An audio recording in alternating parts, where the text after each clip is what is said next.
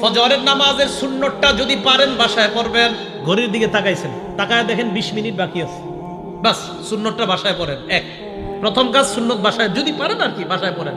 দ্বিতীয় কাজ, ফজরের সুন্নতে প্রথম রাকাতে কুল ইয়া আইয়ুহাল কাফিরুন পড়বেন, দ্বিতীয় রাকাতে কুল হু আল্লাহ। বলেন প্রথম রাকাতে কোন সূরা?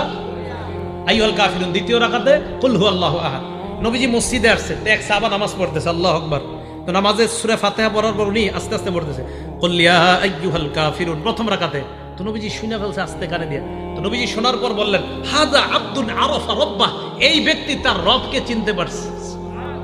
দ্বিতীয় রাকাতে সাহাবা পড়লেন কুল হু আল্লাহু আহাদ, আল্লাহ নবী বললেন হাযা আব্দুন আমানা বিরব্বি, এই ব্যক্তি তার রবের উপর পরিপূর্ণ ঈমান আনছে।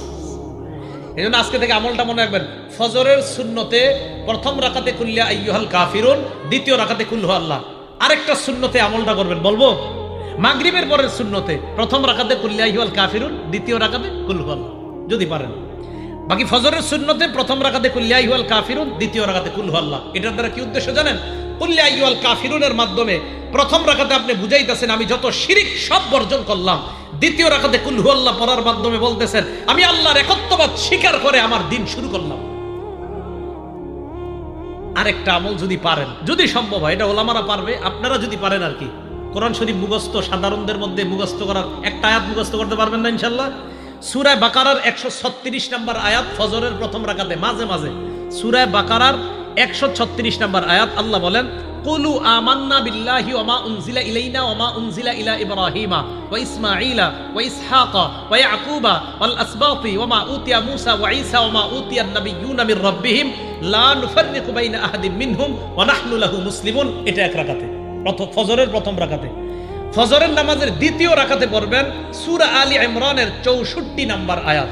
ওই আয়াতে আল্লাহ পাক রব্বুল আলামিন বলেন কুল ইয়া আহলাল কিতাবি তাআলাউ ইলা কালিমাতিন সাওয়াইন বাইনানা ওয়া বাইনাকুম আল্লা না'বুদা ইল্লাল্লাহ ওয়া লা নুশরিকা বিহি শাইআ ওয়া লা ইয়াত্তাখিযা বা'দুনা বা'দান আরবাবাম মিন দুনিল্লাহ ফাইন তাওয়াল্লাউ ফাকুলু আশহাদু বিআন্না মুসলিমুন।